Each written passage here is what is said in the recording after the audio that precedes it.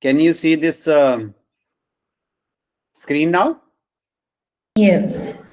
Yes, sir. So this is visible, right? So I told you that we were doing this t-test, one sample t-test. Now in two sample t-tests, you have to be little bit carefully. Whenever we do two sample t-test, our first aim is to check variances are equal or not. Because if you simply give t-test x and y, then R always assume that you are taking with unequal variances. By default, it takes unequal variance. So that's why, first of all, we need to check variance dot test with the help of variance dot test, whether variances are equal or not. If variances are equal, then we must put this sign that variance dot equal is equal to true. Right? Otherwise, if variances are not equal, you can simply have t-test xy. That's all. Right? Okay. So I was taking one more example to demonstrate the application of two sample t-test. I'll show you the data first. Then I'll come to this. Just show you the data. Just have a look at this data. See, this is the data. And the problem is like this. There was an industrialist. Please listen to me carefully. There was an industrialist and he want to hire people for his company. And there were two types of groups of the people. One group of people has done PG, post-graduation. And another group was UG, undergraduates. Right? So you can see these are undergraduates. So these are postgraduates, these are undergraduates. Now, if you hire people from the undergraduates, because they are less qualified, he has to pay less salary. And if you hire people from the postgraduate, he has to pay more salary. It's a semi-skilled kind of work, which anybody can perform, UG and PG person. But idea struck to his mind. What was the idea? That why not to check their IQ levels? Whether their IQ levels are same or there is a difference. If IQ levels are same, obviously he will hire people from UG level to save money. To test this claim, he has applied this, what is called two sample t-test. So he have taken the IQ levels of PG group and after that UG group, right? So this PG group is your vector X and UG group is your vector Y. So you have two options. Either you specify one group values as X, say PG, another group values Y as UG, or you can specify in this format. First PG and then UG, right? It's up to you. But if you are specifying in this format, then how to test this, I will tell you. So basically, what is your hypothesis? You can write down the hypothesis that the mean IQ level of PG is same as mean IQ level of UG. Or alternatively, you can say mu1 is equal to mu2. Hopefully the problem is clear. Yes, please. Again, it's a two sample problem. Yes, sir. Right. Now, again, we need to check whether the variances are equal of PG and UG or not. If variances are not equal, we can simply go for the testing, t-test, because by default it assumes variances are not equal. But if variances are equal, then we have to put that t-test, PG, UG, and then, group, IQ levels versus group with variance is equal to true. Variance equal to true. So this is the problem. Hopefully you understand. And now I'll move on to the practical part. So here is the practical part. So this data is here in this read.cvt.test. So let me take this data and you can view the same data here. It's the same data, IQ, PG, and after that UG. Can you see the data? Hello? Can you see the data? Yes. It's the same data. It's the same data which I was showing it to you. So you can see here also. Just close this, you will be back to this. Now attached data will give you individual values. So if you attach data, now it doesn't understand, because if you see view data, there are two values actually. One is a group value, another is the actual value. Actual value is your IQ. So that is a numeric value. But group value is not a numeric value. It's given label as PG and UG. So that's why we need to convert this to factor first. Factor means coding. One is for, let's say, PG and two is for UG. Or you can simply write that group is equal to as factor group. So it will convert this to, it will treat this as 1 and 2, basically PG and UG. So that's why I use this command, group as factor group, right? So use this command so that group can be read as a categorical variable. Factor means as a categorical variable. Otherwise, it will treat this as a continuous variable, 1, 2, 1, 2, right? So now, first of all, I will test whether sigma 1 square equal to sigma 2 square or not. I will test this hypothesis with the help of variance test. So variance test IQ level of groups PG and UG. So if I apply this, it will give me this test. F test to compare two variances.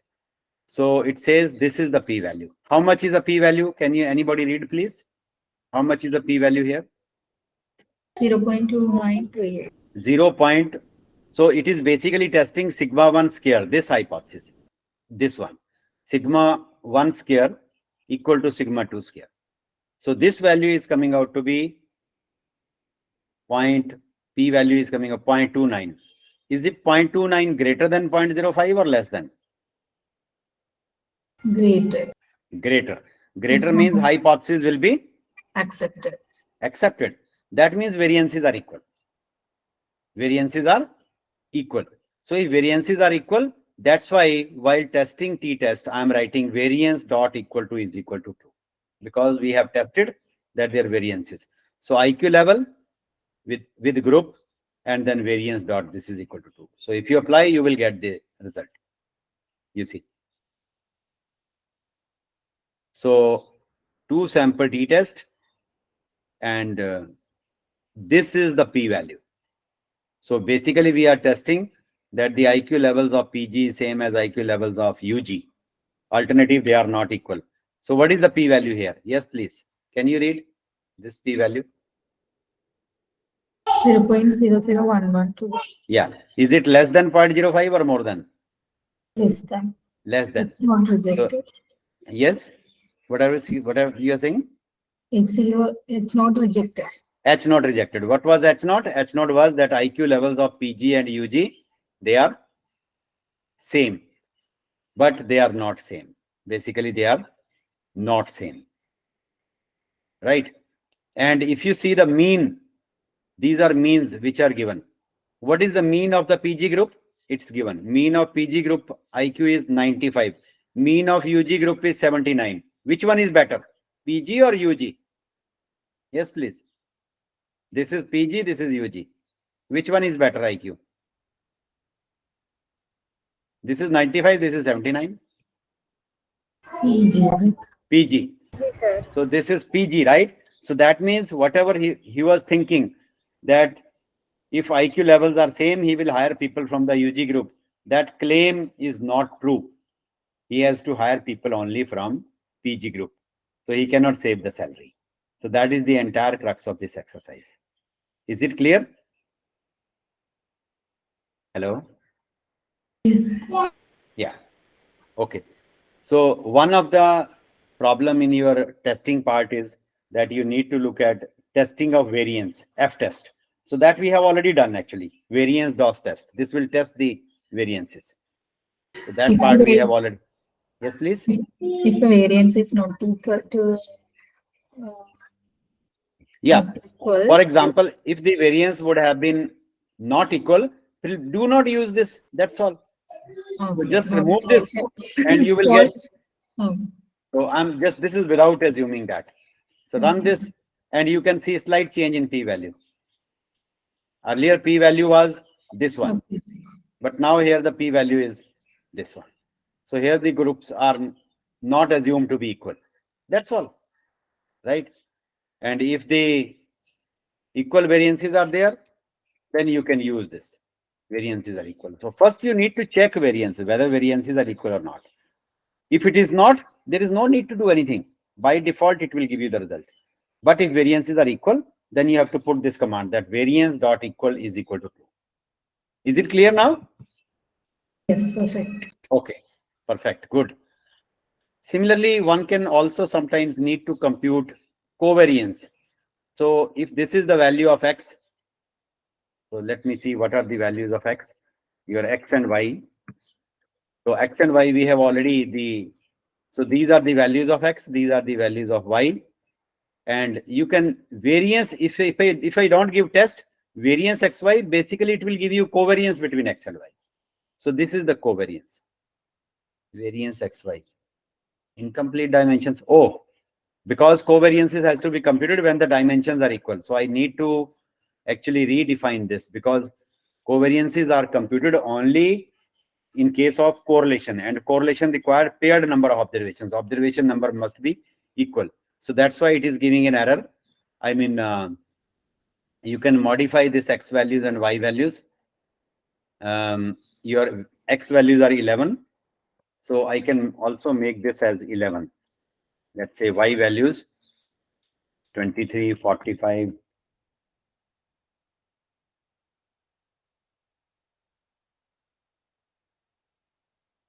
One, 2, 3, 4, 5, 6, 7, 8, 9, 10, 11. Now 11 values.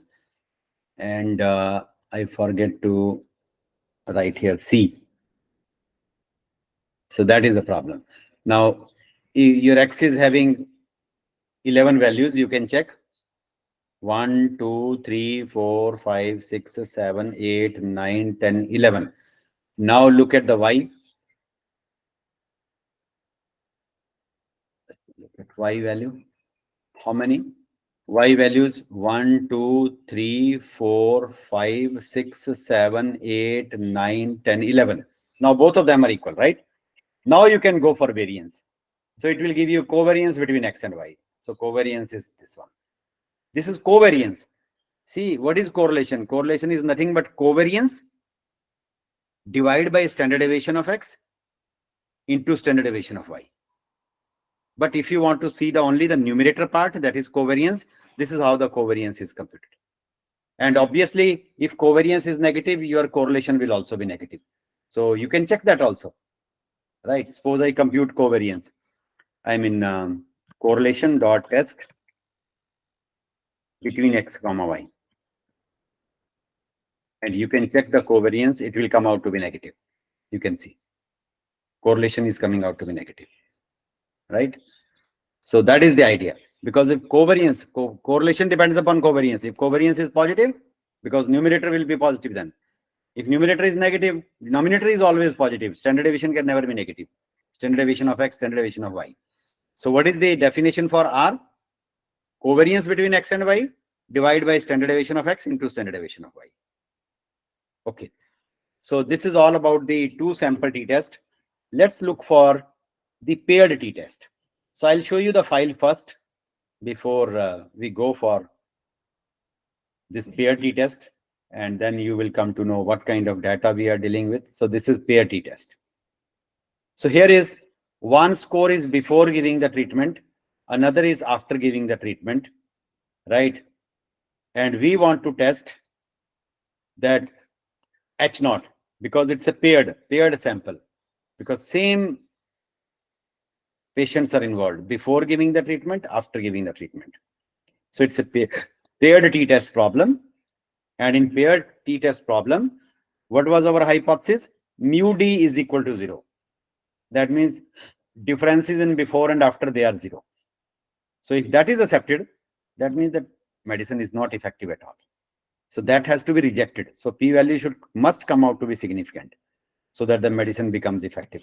So I'm closing this file. Hopefully the data is clear to you. This is paired t-test. I'll call this file. So here is the file.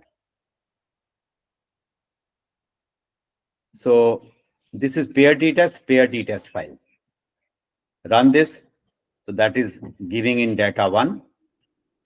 And you can see before and after, same file, same data. You can view here also. But view put always capital V. Then attached data will give you individual values of before and after. And then you write, because one value is before X, after is Y. So you write t test X, Y paired is equal to true. But only thing is, if you compare this with the previous one, here there was no pair 2, here after pair is equal to true. That this is a paired before and after. That's all. So this is a paired t test. Right? So this is coming out to, what is the p value here? Yes, please. How much is the p value? 0.01323. 0.013. Right? So that is less than 0.05.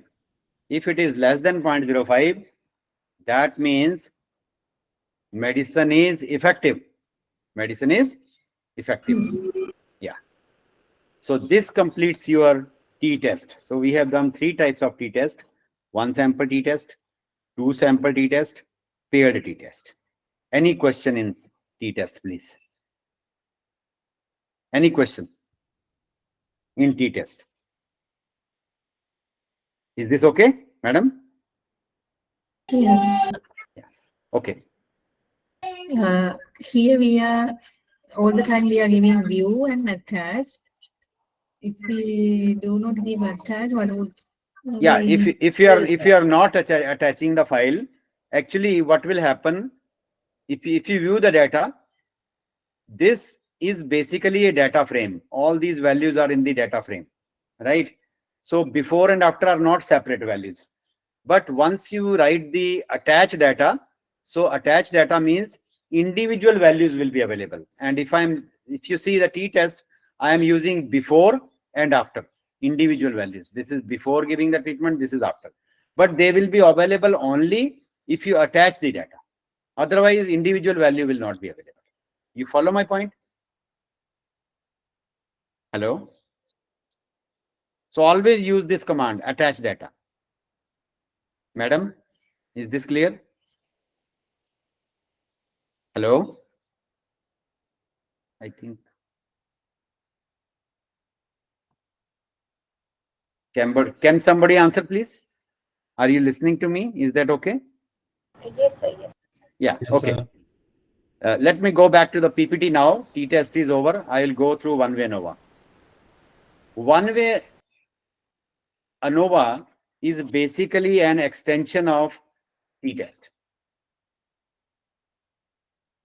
So analysis of variance. What is this analysis of variance? One ANOVA is called analysis of variance.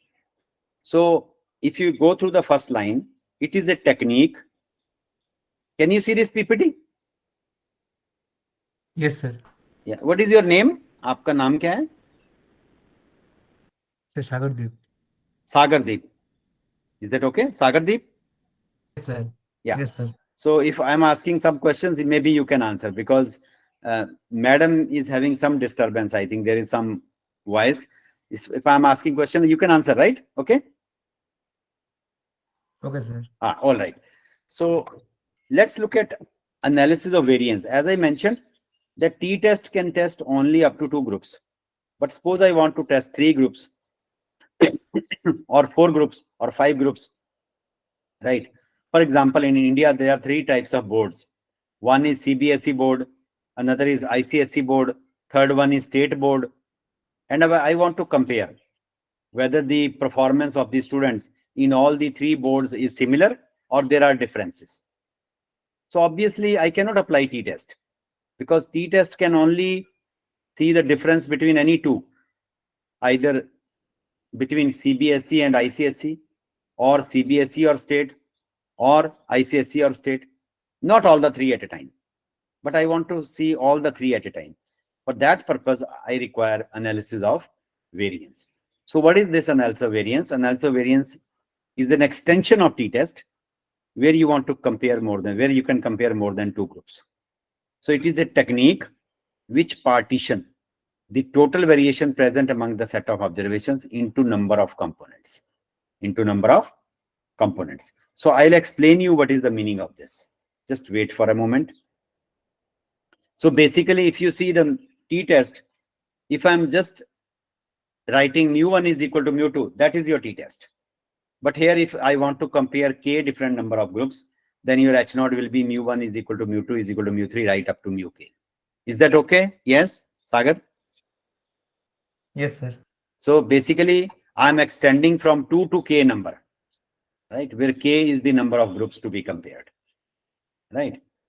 Okay. So forget about this model for the time being. This is a mathematical model. And you just look at this example, and that will make everything clear. First of all, whenever we go to a market to buy, let's say, tubes or Philips, then we have some specific brand in mind.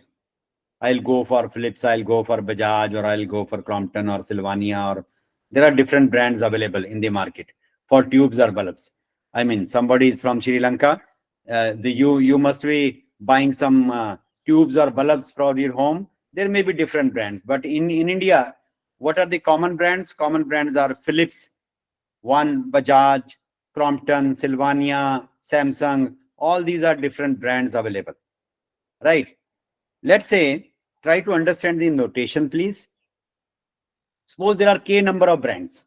I'm writing this as brand number 1, brand number 2, brand number k.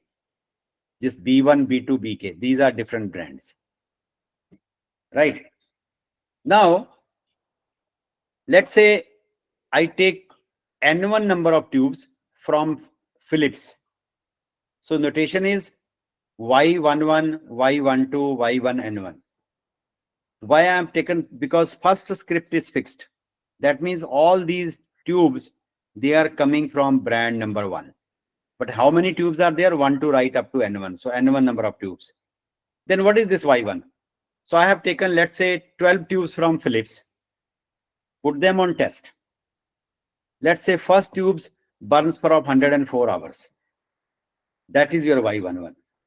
Second tube again from Philips burns for 154 hours. That is your Y12, and so on. So you have life length of all the N1 number of tubes taken from Philips. Hopefully the notation is clear. Yes, Sagar, is the notation clear? Yes, Yes. sir. Okay, very good. Then similarly, brand number 2. I have taken, let's say, 10 number of tubes from Bajaj, put them on test. So this is the life length of first tube from Bajaj, second tube from Bajaj. Two is fixed. That means they are all coming from brand number 2. And how many I have taken? 1 to right up to N2. And so on. So first brand, second brand, Krayat brand, you can see YK1, YK2, YKNK. So NK number of tubes from brand number K. So how many tubes total? How many number of tubes total? N, which is N1 plus N2 plus NK. Are you agree with me? N1 from Yes. Philips, N2 Yes, sir. from Bajaj, NK from some other. So total number of tubes is N. And how many brands are there? How many brands are there? Yes, please. 8. How many brands are there? The K 8 number. brands. K number of brands. So total number of observation is N. Brands are K. Now, do you think if we are taking all the tubes from Philips, they will burn for equal number of hours, or there will be little bit of variation? What do you think? There may be some variations. There may be some variation. You cannot say that if you are buying 2 tubes from Philips, one tube is burning for, let's say, 40 days. Another will also burn for 40 days. It may not, it will never happen. It may burn for 50, it may burn for 100 days also, right? So the variation is always there. Variation is always there. Even they are coming from the same brand, maybe same material, same person is operating, everything is same, but still there will be variation. So in the entire data set, there will be variation. In the entire data set, there will be variation. And that is called total variation. So total variation will be present in the data. But this total variation can be split up into 2 parts. Which parts? One is between the brand variation. There could be between brands variation, but because they are coming from different brands, different material, different machines are operating, different persons are operating. So one is that the total variation may be split up into 2 components. One is between variation. Another could be within the same brand. within the same brand. So you can see TV. TV means total variation is sum of the two components. One is BW, that is between variation. Another is WV, within variation. Within variation means within the same brand. So total variation present among the set of observation can be split up into two components, between and within variation. Yes or no? Yes, please. Yes, yes, sir. Right? And the systematic procedure of splitting this total variation into two different components is basically called analysis of variance. Is basically called analysis of variance. So now you go through the first line which I have written. This one. It is a technique which partition the total variation present among the set of observations into number of components. So here we have divided the total variation into two components. One component is between variation, another component is within variation, right? So that's why this sentence is there. Hopefully it will make you clear. Now, here is very important question for you. Sagar, you have to answer. See, what do you think? The between variation is likely to be more or within variation will be more? What do you think? Sir, between variations. Yeah, between variation is why? Because they are using different material, different machines, different people, different, each and everything different. So obviously between variation is likely to be more than within variation. Now, actually speaking, if they are coming from the same brand, all these observations are coming from the same brand, they are using the same material, same machine, maybe same person is operating, there should not be any variation. There should not be any variation, but variation is always there. So that's why within variation, it should not be actually, is sometimes also called error. Within variation is also called sometimes error, right? So you can say that total variation is sum of two components, between variation and total variation. Now, how many total number of tubes are there? Yes, please. Can you answer from this table? How many total number of tubes are there? It's written here.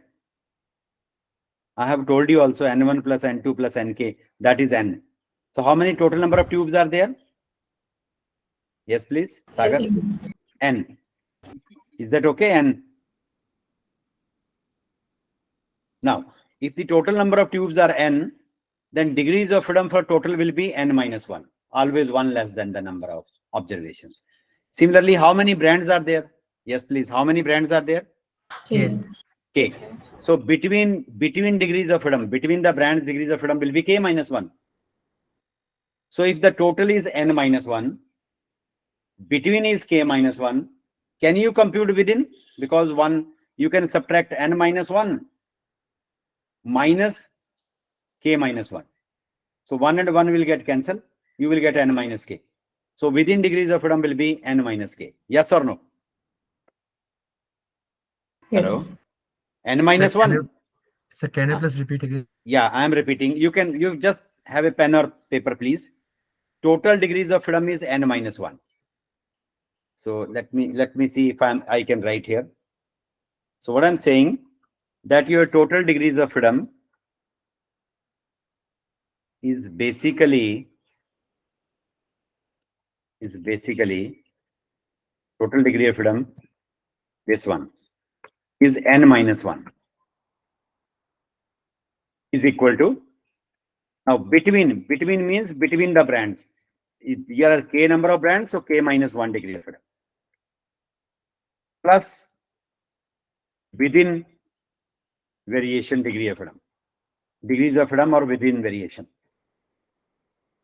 Degrees of freedom of within variation. Now you see, if two factors are known, you can compute the third one, yes or no? Yes, please. Yes, sir. So now you N minus 1, you take this to this side. So it will become minus K, but minus and minus will become plus 1. So 1 and minus 1, this will get cancelled. You will get N minus K. So degrees of freedom for within will be N minus K. Yes or no? Yes, sir. Yes. So if this, I can write this as N minus K.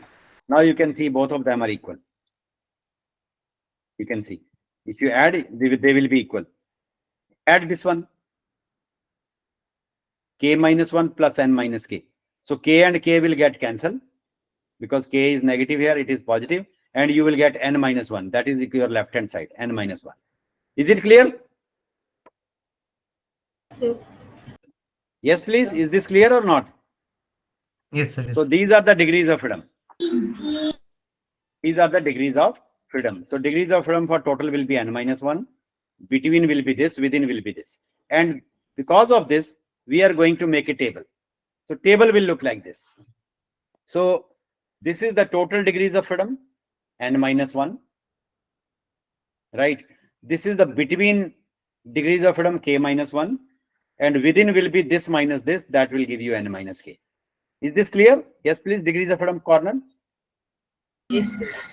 Then, as I mentioned, that this, which is total variation is sum of two components, between and within.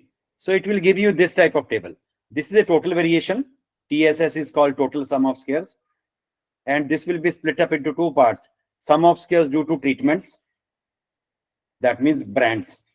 And this is sum of squares due to error, which is within. Within is also called error.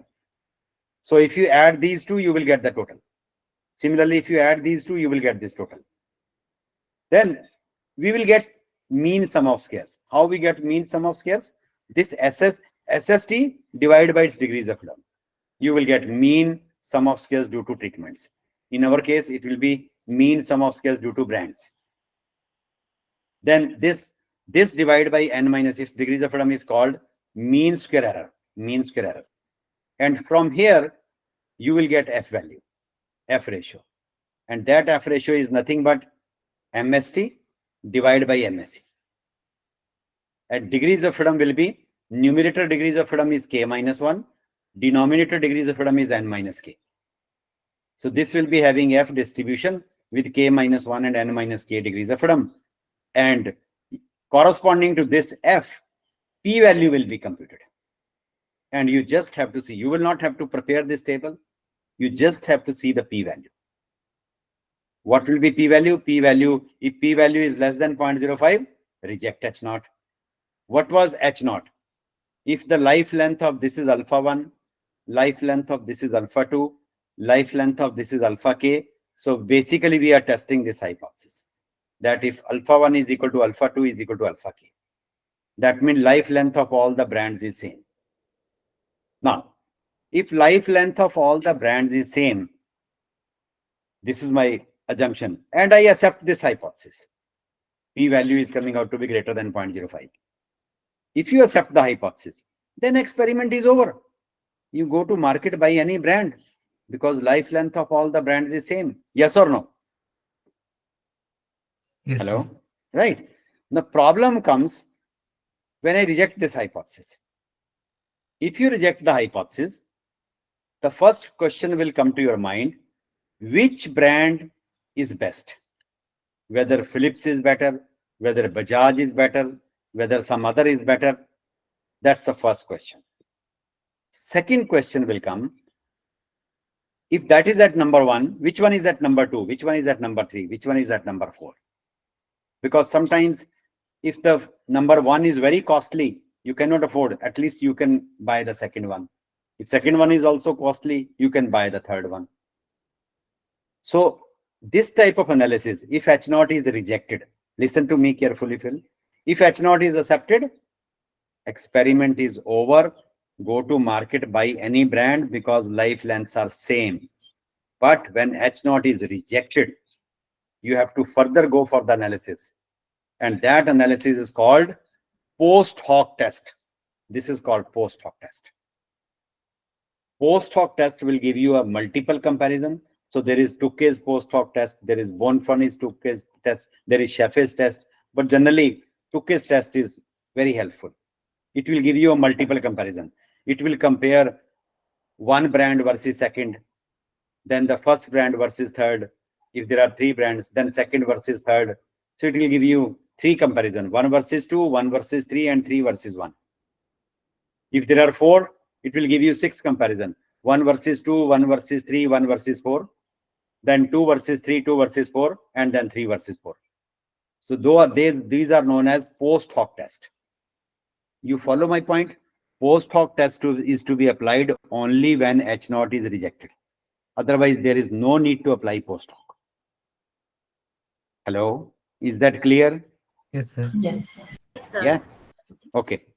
So let's go for the practical demo of one-way NOVA, and then I'll move on to two-way NOVA. Otherwise, you will forget. So you will get this type of table where there will be between variation, within variation, means will be there, F ratio will be there. And corresponding to F ratio, you will get P value. You just have to look at P value. If P value is less than 0.05, reject H0. That means the life length of brands is different. Then further, we have to go for post hoc test to see which ones differ. But if H0 is accepted, there is nothing to do. Go to market, buy any brand. All the brands are same. As simple as that. So let me go for the practical demo. Okay, this is one-way NOVA. This is one-way NOVA. So I'll show you the file first, and that is called ANOVA 1 CSV file, so that you can get some idea which kind of data we are dealing with. ANOVA 1. Now you see.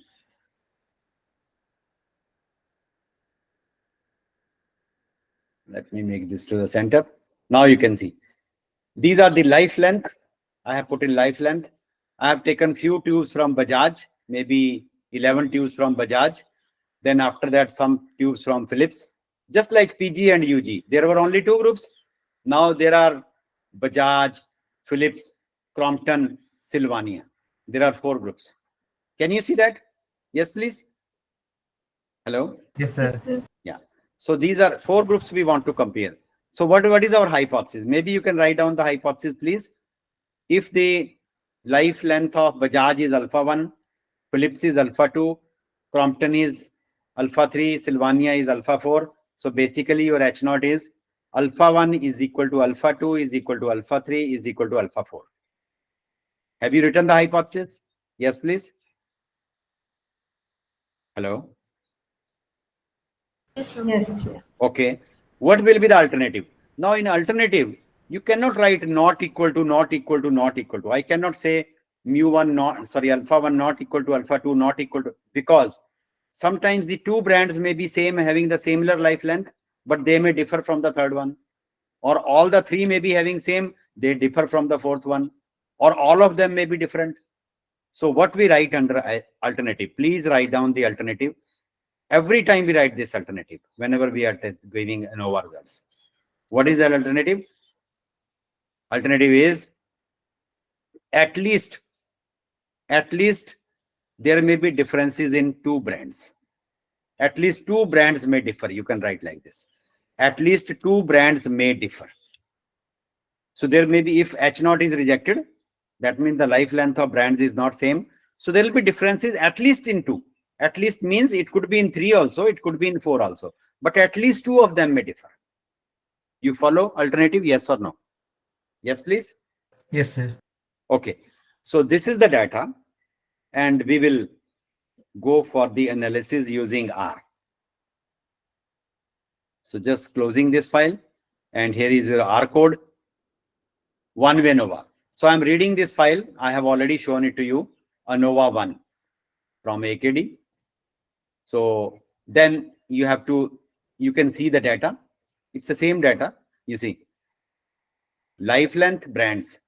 Bajaj, Philips, Crompton. So you can view the data here also. You can see the Bajaj, Philips, this and this. All this data is here. Right? And then you have to attach this data, because then individual values will be available. So attach this data. And then head data will give you the first 6 observations, that these are the first 6 observations, life length and brands. Let's first of all look at the, before going to the model, I'll go for the box plot. So box plot of life length according to brands. So if you plot the box plot, these are the box plots. Right. So this is the median life length for Bajaj, median life length for Crompton, median life length for Philips, median for Sylvania. So based on the graphical procedure, if I ask you which brand is having the highest median, can you tell me based on this graph? Yes, please. Which median is having the highest value? Philips. Philips. So it says that Philips is having the highest value, followed by, yes, please, followed by Sylvania. Bajaj. followed by which one? This one is higher or this one is higher? Bajaj. Yes, Bajaj, followed by Bajaj. Right. Sylvania. So this is just based on a graphical procedure. So you have some rough idea that Bajaj seems to be better than, sorry, Philips seems to be better than Bajaj, and Bajaj seems to be better than Sylvania. But Crompton is here only, very low. Okay, let's apply the, because brands is a now, it's not a numeric variable, it's a categorical variable. So whenever we are dealing with categorical variable in R, so you have to deal with, obviously, I'm just removing this. You have to deal with, convert this into factor. So I'm converting the brands into this. So I'm just forgetting, this should be capital brands because I'm using here. So brands as factor as brand, right? So this will convert this to this. Then model. What is your model? This model is analysis of variance. Left hand side is your dependent variable, that is life length, numeric value, and these are the brands. These are the brands, right? So apply this model. This is the model has run successfully, and then look at the summary of the model. So this is the summary of the model. If you remember that this is nothing but between brand variation. How many brands were there? Yes, please. How many brands were there? 4. K brands. Yes, please. 4. How many brands were there? 4. 4. So degrees of freedom are 3. 3. Degrees of freedom are 3. Degrees of freedom are 3. And the total number of observations, if you see, if you compute the length of this life length, then you will see there will be 36. So total was 36. That's why residual means error. So this 36 minus 3 is 33. 36 was the total. Total it is not giving the total, right? Because that is not required to compute F value actually. So that's why in R, total is not given. But if you are using SPSS or Minitab, they will give you total also. Although it is not required, but R doesn't give you the total. So total was 36 minus 3 is the 33. This was the sum of squares due to brands, sum of squares due to error. Then divide 3695 by 3, you will get 1231. Divide this by 33, you will get 107. Then divide this by this, you will get FL. So 1231 divided by 107, 11 point this. And based on this, this is a p-value. So this p-value is 59 into 10 raised to power minus 5. Very, very small. Very, very small value. Point maybe 4 times 0 and then 5, 9. So this is the p-value. So p-value is less than 0.05 or more than? Yes, please. And Less than 0.0. less than 0. So hypothesis will be rejected or accepted? Rejected. Rejected. So that means there is a significant difference. It says simply, it simply says that there is a significant difference.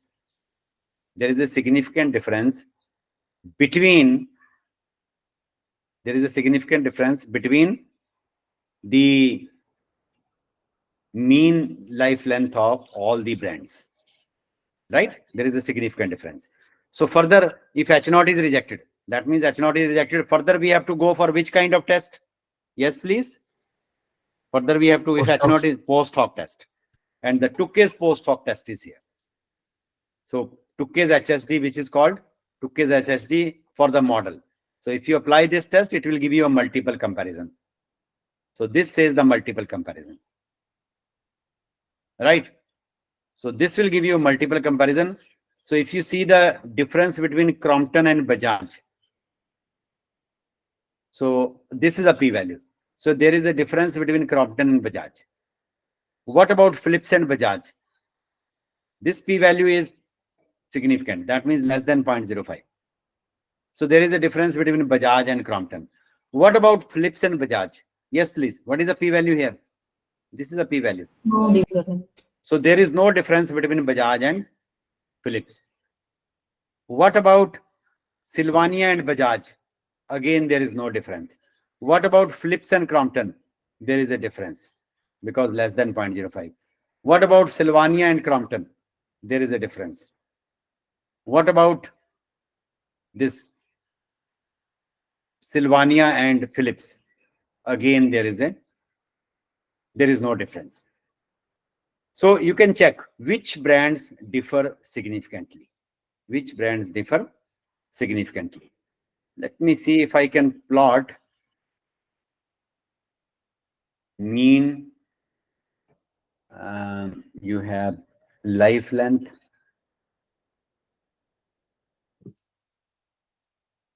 I don't know whether this will give up this thing or not. It's not giving anyhow. So if you get the individual means, that would have been better, but anyhow. So one thing is clear, that which brands they differ from each other, right? Which brands they differ from each other, you will come to know. Okay. So this is one-way analysis of variance. Any question in one-way analysis of variance? Yes, please. Yes, sir, Any- can apply Duncan test. Duncan test can also be applied. Just instead of 2K, you write Duncan here, you will get the value. You will get the Duncan's value. But that will almost be similar. That will almost be similar. Right? And Okay, sir. now, if you compare in terms of this, because I have brands here and I have gone through the box plot, that will give you a clear picture. So this is the box plot. You can think of this as a mean. So which brand is best? Can you see from the graph which brand is best? Yes, please. Philips. Hello. Which brand is best? Philips. Philips is best because its median is higher, followed by this. So, but if you compare Philips and Bajaj, was there any significant difference? Yes, please. Was No. there any significant difference? No difference. No difference. There was no difference, right? Now, if there is no difference, that means, let's say I have an institute and I want to buy 10,000 tubes. When I went to the market, there is a difference of 20 rupees per tube in Philips and Bajaj. Bajaj is 20 rupees cheaper. Although the best one is Philips, but 20 rupees cheaper is Bajaj, and we have seen that there is hardly any difference between Bajaj and Philips. There is hardly any difference between Bajaj and Philips. Now, which one I will go for? I will go for Bajaj, or I will go for Bajaj. So Bajaj. you can change your decision also, right? So that will help you. Similarly, people look into different kind of chemotherapies are available for cancer treatment. Some chemotherapies are very costly, right? And they tested by using, let's say your response variable is recovery time. Here the response variable was life length. If the response variable is recovery time, and let's say first medicine is very costly, but there was hardly any difference between the recovery time of first and second, maybe you can go for the second one. That is maybe 50% of this. If this is 1 lakh chemotherapy, this is maybe 50,000. So you can go for the second one. You follow my point? Yes, please. Yes. So that is the idea of doing one-way analysis of variance. Okay. Now we will also go to two-way analysis of variance. What is this two-way analysis of variance? I'll show you the data first for two-way, and then we will move on. See, in one way, why it is called one way? Because it depends only on the differences in brands. But if I show you the two-way data means your I'll show you the two-way data. Let's look at this thing. Can you see this? Yes, please. Two-way table. Yes, Can sir. you see this? Sir. Yeah. You see, problem is like this in two-way. That your outcome, this is an outcome. It depends upon two factors. One is method of teaching, another is age groups. For example, you know the voting machines are there, which we call EVM machines, electronic voting machine. Do you know that? Yes? Electronic voting machine. Yes, sir. So people are given training on this. They are trained whenever there is election. So people are given training on voting machines, right? And there are different methods of teaching. What are the methods of teaching? They have adopted three methods: method A, method B, and method C. And there are different type of people. Some people are of younger age, less than 20 years. Some are 20 to 29 years. Some are 30 to 39 years, then 40 to 49 years, and some are older people. They have been trained. Now, what is this outcome? Outcome is, this is basically time of learning. So if you teach by method A to a person who is less than 20 years of age, it takes 7 hours. If you teach the same person by another person which is less than 20 years, by method B, it takes 9 hours. By method C, it takes 10 hours. Similarly, if you teach this to by method A to 20 to 29 years person, it takes 8 hours. This is how the responses are. Now, these responses, which is your YIJ again, it depends upon two factors. That's why this is called two-way ANOVA. One factor is method of teaching. Another factor is age groups. So time of learning depends upon two factors. One is method of teaching, another is age groups. So that's why this becomes what is called a two-way ANOVA. Is the difference between one-way and two-way is clear? Yes, please. Hello? Yes. Right. That is one thing. Now, how I feed this data? I feed this data like this. I have picked up the first row, 7, 9, 10. And if you see my sheet here, let me see. I'll show you the data of ANOVA 2. Then you will be clear.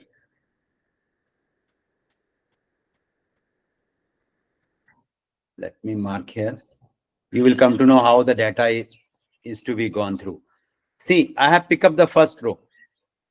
We shorten this and open side by side this so that I can compare.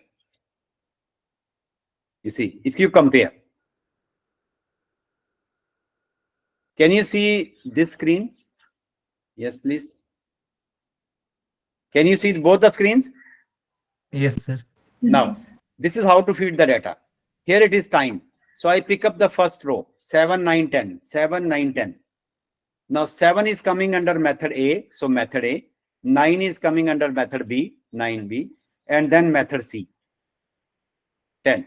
But they all belong to which age group? They all belong to, yes please?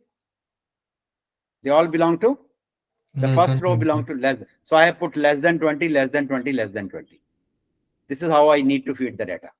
Is it clear? Hello? Yes, clear. Then pick up the second row. This is the second row, 8, 9, 10. You can see 8, 9, 10. Again, method A, method B, method C. But age group will change. That will be now 20 to 29. Similarly, again, next observation. This is how I feed the data. Is it clear? Okay.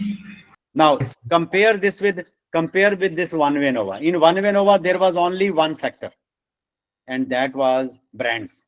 Philips, Bajaj, Crompton, Sylvania.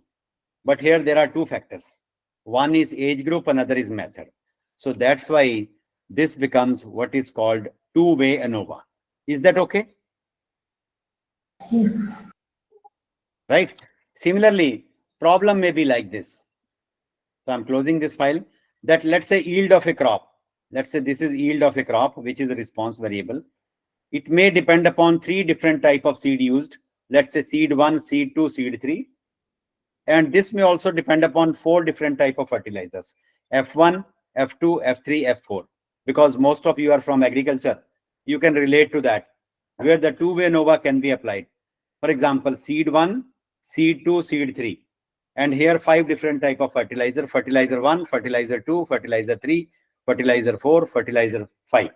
So this plot of land is receiving seed 1, fertilizer 1. This is receiving seed 2, same fertilizer. This is receiving seed 3, but same fertilizer. So again, it's a problem of two-way NOVA. Is that clear? Yes, please. Yes. Yes, sir. Okay. So let's analyze the data. So hopefully the data is clear to you. This is our ANOVA 2, and I will import this data. So just write ANOVA because already we are into our directory. Then you can view this data here also. It's the same data, method and age groups. Can you see the data, please? Same data. Yes. Yeah, okay. Then attach data too, because that will give you individual values. And you can also check the structure of the data. So structure of the data, it says method is already character, age groups are already character. If this would have been, suppose instead of method ABC, you write 1, 2, 3, 1, 2, 3, 1, 2, 3. And in age groups also write 1, 2, 3, 4, 5. Then you need to convert this to factor. Then you have to convert this method as factor as method, and age groups also age group as factor as age groups. But since it is already character, so there is no need to convert. That's why I have not converted here. Right. So if you see the head data, you are receiving time, method A, method B, and this is age groups. So now apply this model. Again, analysis of variance model. Left-hand side is your time. Right-hand side is your 2 factors. One factor is method, another is age groups. So this is the data. So apply this model. And now what will happen? This was, if you see this PPT, this was the result of one-way NOVA. And if you use two-way NOVA, then in two-way NOVA, you will get basically one more factor added. So you are looking at this thing, levels of A, levels of B, right? And you are testing 2 null hypotheses. One is concerning with the methods.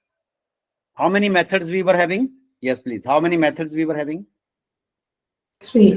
3. So basically your first hypothesis, null hypothesis, will be alpha 1 is equal to alpha 2 is equal to alpha 3. And how many age groups we were dealing with? Hello. How many age groups we were dealing with? 5. 5. So your second hypothesis will test beta 1 is equal to beta 2 is equal to beta 3 is equal to beta 3 is equal to beta 4 is equal to beta 5. 5. So first hypothesis will say that there is no significant difference between the methods. Second hypothesis will test there is no significant difference between the age groups. Right? If both of them are non-significant, experiment is over. You can pick up any persons from any age group. You can apply any method of teaching. But it may happen that there are differences in methods. H01 is rejected. Then further, you have to apply post hoc test on methods. If this one is also rejected, then further you have to apply post hoc test on age groups also. Which age groups performs better? Right? Which age groups performs better? Okay. And if both of them are rejected, you have to go for the post hoc of method as well as post hoc of age groups. Is this clear? Yes, please. Yes, then we need to do post hoc Yeah. test twice. Yeah, right? you have to go for the post hoc test. Generally, Tukes, Duncan, Sheffe, you can apply anything. Right? Okay. Okay. Now, how many levels of A are here? A1, A2, AP, P number of levels. Okay. How many, you can say, let's say these are different type of seeds. How many fertilizers are there? B1, B2, BQ, Q number. So can you tell me how many total number of observations will be here? P on this side, Q on this side. Total will be how much? Is it P into Q or P plus Q? Yes, please. P into Q. P into Q, right? So total number of observations will be PQ. Now the degrees of freedom is always one less. So you can see in the table, total degrees of freedom is PQ minus 1. Can you see that? Yes, please. Yes. Yeah. Okay. And how many levels of A are here? How many levels of A? How many levels of A? A1, A2, AP. How many levels are there? P. P. P. So degree of freedom is one less. You can see P minus 1. Right? So in our case, we are having 3 methods. So degree of freedom will be 2. And in our case, we are having 5 age groups. Degree of freedom, there are Q, so Q minus 1. In our case, it will be 4. So the table will appear. That will give you sum of squares due to methods, sum of squares due to age groups, then error, and then total. So one more factor is added. One more factor is added. That's all. Right? And then again, mean sum of squares due to levels of A, SST divided by this, then SSB divided by this. And if you subtract PQ minus 1 minus, put the bracket P minus 1 plus Q minus 1, do the factorization, the error degree of freedom will come out to be P minus 1 into Q minus 1. This is an exercise you can try. And then mean sum of square is divided by SSA divided by this. And then 2 F values will appear. This F1 will be MSA divided by MSC. We always divide by MSC. Second F value will appear MSB divided by MSC. So first F1 will check this hypothesis. Second F1 will check this hypothesis. Right? And if both the hypotheses are accepted, so you can adopt any method, any age group. If any one of them is rejected, further you have to go for post hoc, either for this, or maybe both, if both of them are rejected. That is the entire crux. Is that okay? Yes, please. Yes. Okay, let's go for the analysis. So that you can compare. So I'm getting that table now. I have shown you the table, so I'll get this table. So here is the table. So this is the methods. How many methods were there? Yes, please. How many methods were there? 3. 3. So you can see 2 degrees of freedom. How many age groups were there? 5. 4. Sorry, 5. So degrees of freedom are 4. So look at this p value. So this is the p value for methods. Is it significant or non-significant? Significant. Both are significant. Significant. That means there is a significant difference between the methods. What about age groups? There is also significant difference between Age groups. age groups. There is also a significant difference between age groups. Right? Is it clear?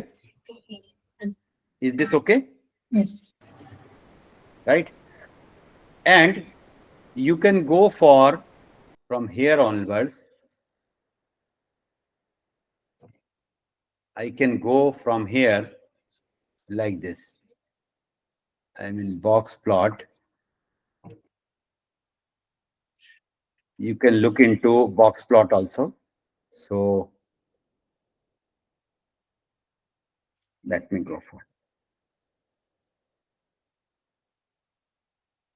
box plot and our time. This is your time. And this is your methods. Method. Right. And you can also draw the box plot for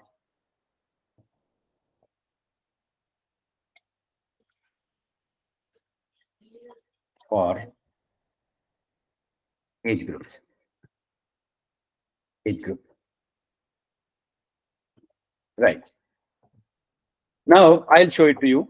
So that means in both the cases, the hypothesis is rejected.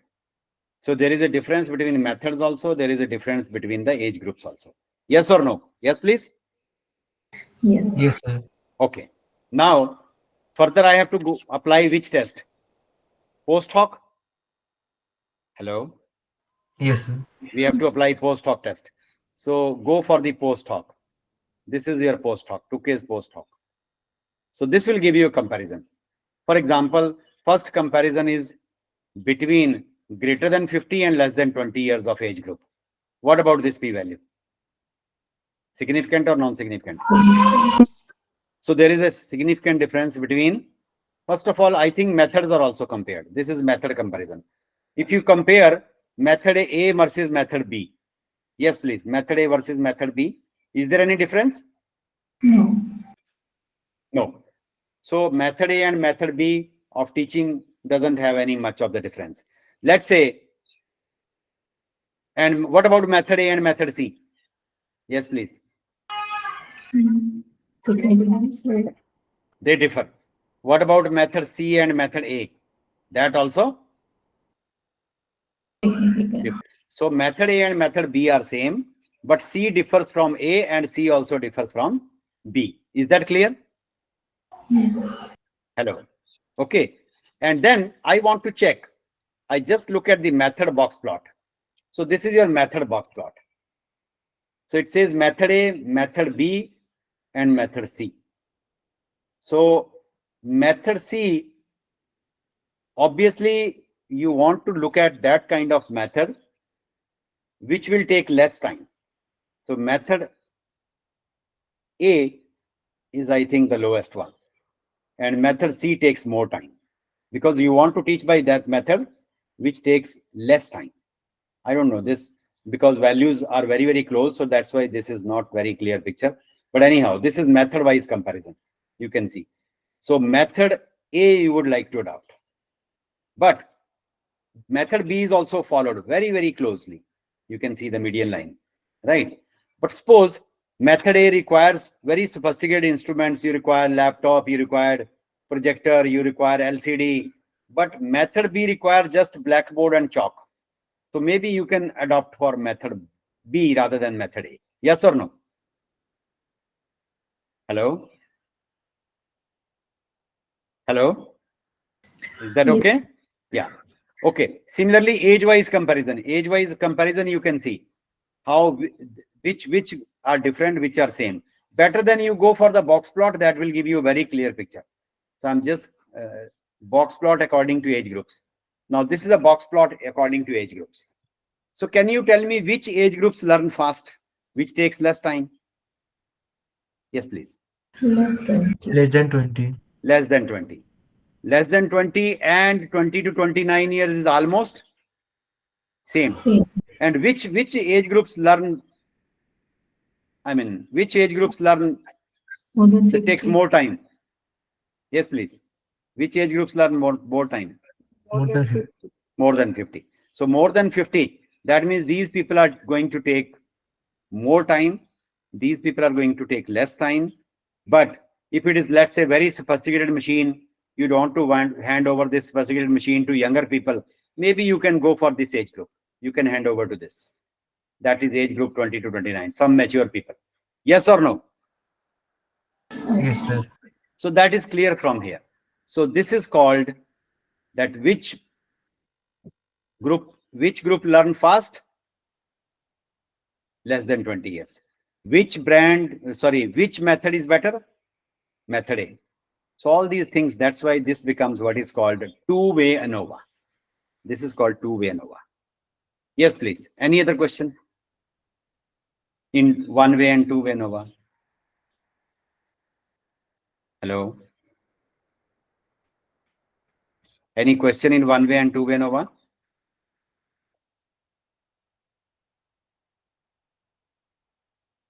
No question? Sagar, is there any question? No, sir. Okay. Now, shall we move on to the last part now? Because by 6:30, I think I will be over. It will be over. Repeated ANOVA. Should I do the repeated ANOVA? You require repeated ANOVA or not? So one-way ANOVA, we have done. Two-way ANOVA, we have done. Now we are going for the last part because tomorrow we will do two other parts. One will be checking the normality of the data. Another will be chi-square test. And the third will be cluster analysis. So that I will do tomorrow because that is just 1 hour job. And maybe we'll start at 2:30 and it will be end by before 4 o'clock. So today If you allow me, I can complete this repeated ANOVA. Is that okay? Yes, please. Okay. Okay. All right. So let me go through what kind of problem you are facing in repeated ANOVA. Okay. Here is a good exercise to you. Please look at this diagram. Can you see this PPT? Yes. So if there is a line A, there is line B. Now, which line looks smaller if you see from your eye, A or B? Yes, please.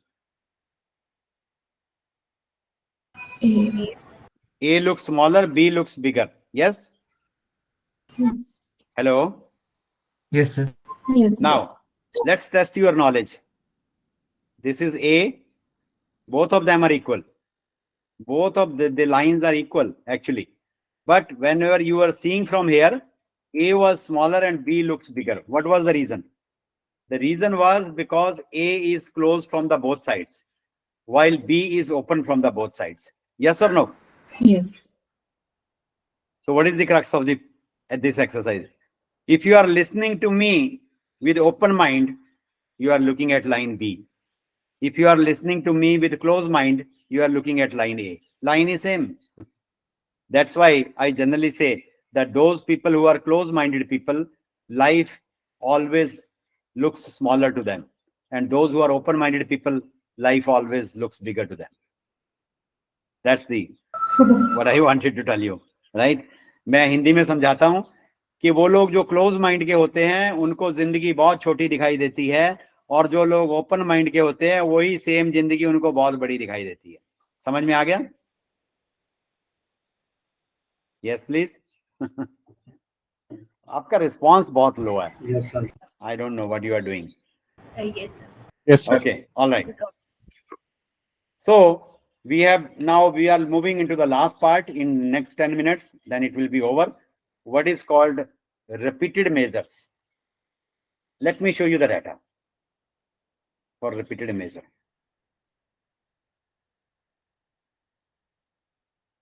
Okay, I'll show you the data from some other angle so that you can understand how I have fed the data. Let me show it to you from here using one of the file in SPSS. Just give me 1 minute, please.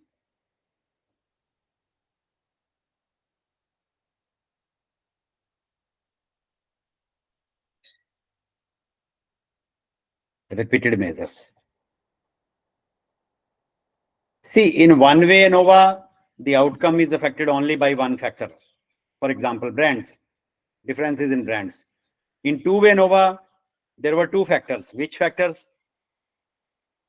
Yield of a crop depends upon type of fertilizer used, type of seed used, or time of learning depends upon method of teaching. It may also depend upon age groups.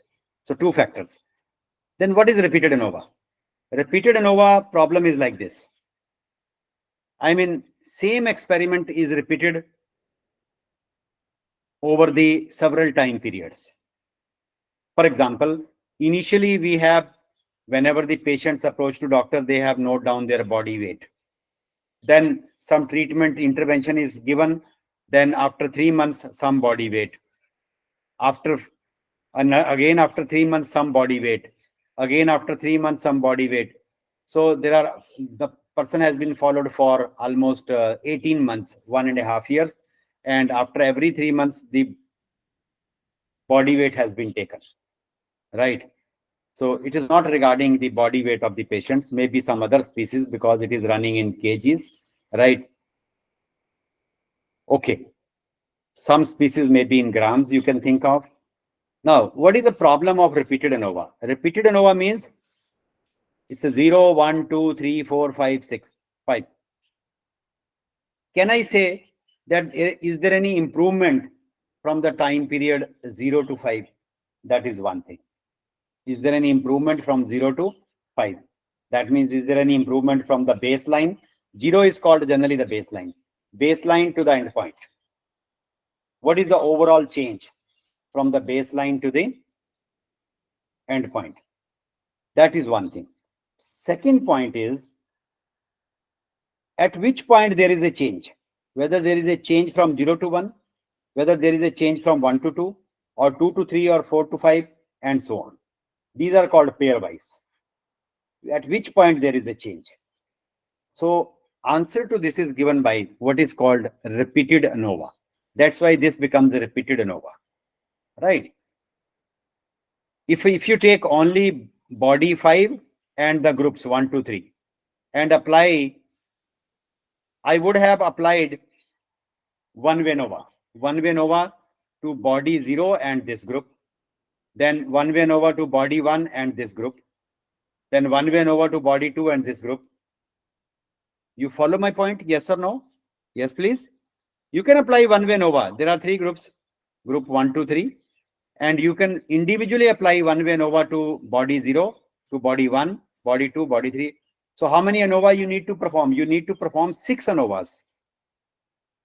But that will not give you, that will only give you the differences in groups, at whether there were differences at body initial stage, first stage, second stage, third stage, fourth stage.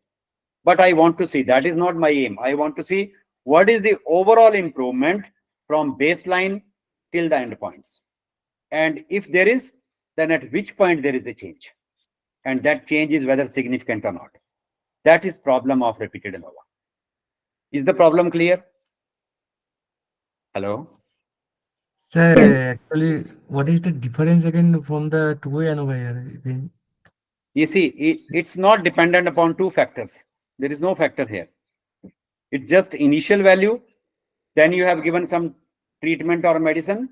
Then you have see what is the improvement from the baseline or the initial point after 3 months. Then you have again maybe changed some medicine.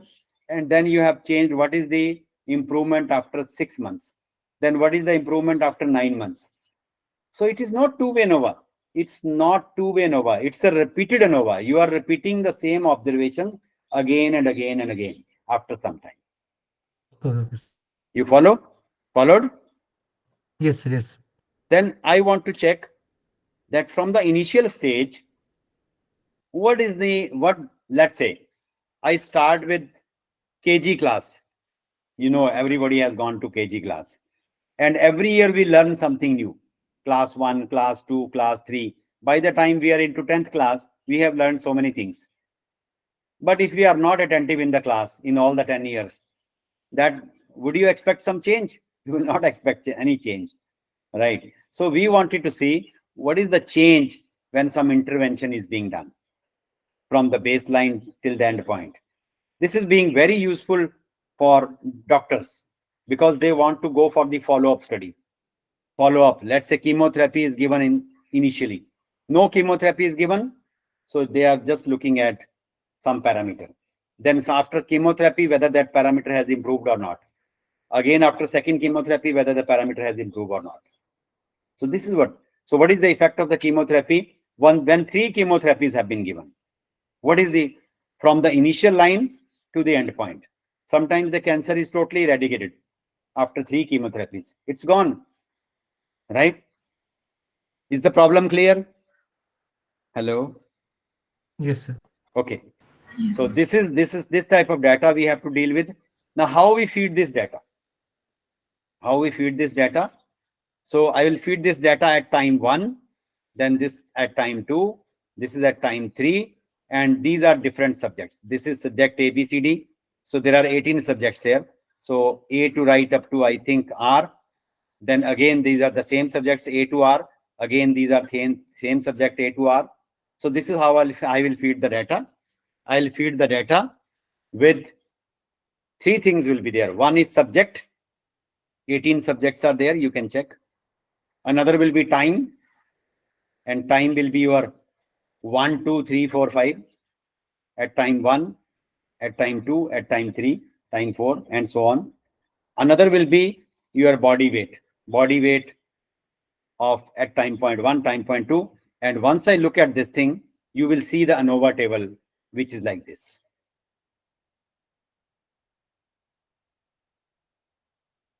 And you will see this type of repeated measure. I'll show you the data, how this data is coming out. Now you can see. Here there is a subject. There were 18. A, B, C, D, right up to you go to 19 because first is a subject name. So then again it starts with A, B, C, D. Same subject. So this is at baseline. This is at time point 1, time point 2, time point 3, time point 4. And these are the observations. These are the observations of body weight at. So this is your up to 111 means first column. Then up to below that there is a second column. Below that there is a third column. Below that there is a fourth column. I have not taken all the 6 columns just to give you demonstration. So I have taken only the first 4 columns. This is how to feed the data. Is this okay, please? Hello? Yes. Yes, sir. So data is clear. How to feed the data for repeated ANOVA. How to feed the data for repeated ANOVA. So I'm closing the file and I will take this file into this. Now again opening this R Studio. So that is repeated measure. I have shown you the data. So this is the data. You can see the same data again here. Or better to go for head data. That will give you the clear picture.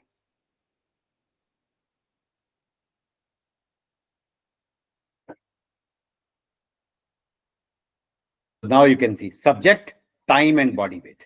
First 6 observations. These are all 72 observations because 18 subjects and time point is 4. So 18 into 4 is 72. 72 observations. Is the data clear? Yes, please. Yes. Now, attached data means individual values will be available. Now, subject is you change subject to this. Of course, it is already ABCD. We don't require. Time also can be changed to factor. This we don't require. This is just to change the length. And here is ANOVA. Now, while repeating ANOVA, please remember we have to change. Our major factor is time. Our major factor is we have to see the changes over time.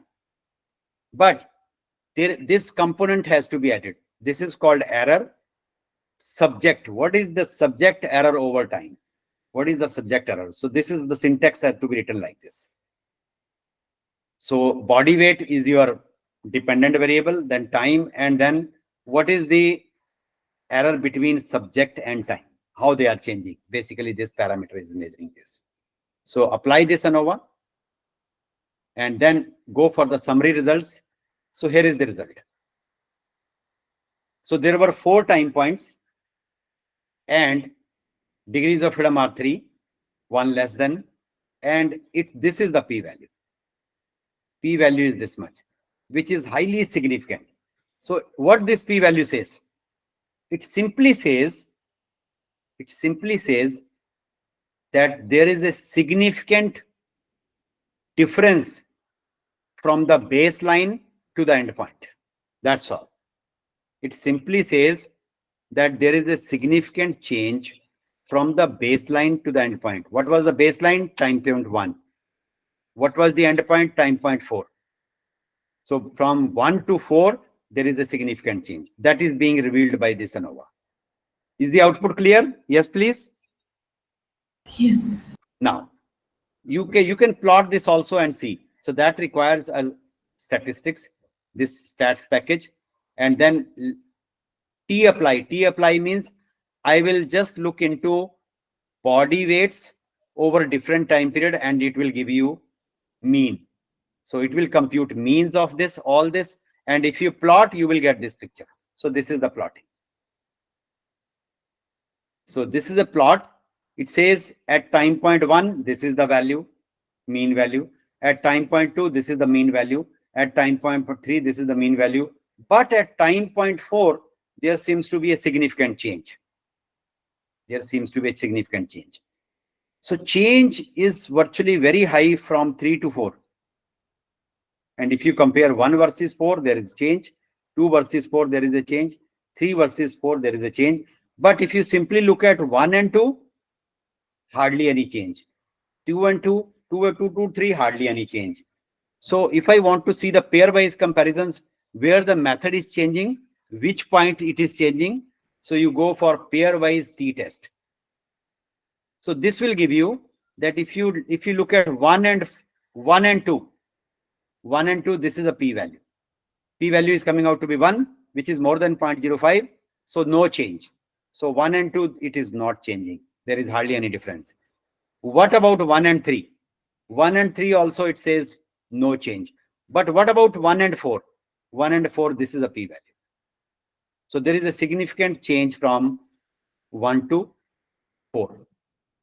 Then next is 2. 2 versus 1. 2 versus 1 is same as 1 versus 2. So there is no value. What about 2 versus 3? 2 versus 3 also it says there is hardly any change because p-value is 1. What about 2 versus 4? Again, p-value is highly significant. So there is a change from 2 to 4. What about 3 to 1 and 3 to 2? That's already there. But what about 3 to 4? 3 to 4, there is a significant change from 3 to 4. Okay. So that is with Bonferroni correction. So you can look into. And you can also look at the box plot to look into this. So this is a box plot. So there is hardly any change. Hardly any change if you see 1, 2, 3. But change is there from 4. So at whenever you are giving in fourth type of intervention, so you can expect a very improved result that the weight has gained after the third intervention. That means fourth intervention seems to be very, very significant. So this is what do you mean by what is called repeated ANOVA analysis. Yes, please. Any question? Any questions, please? Hello. Any question in repeated ANOVA?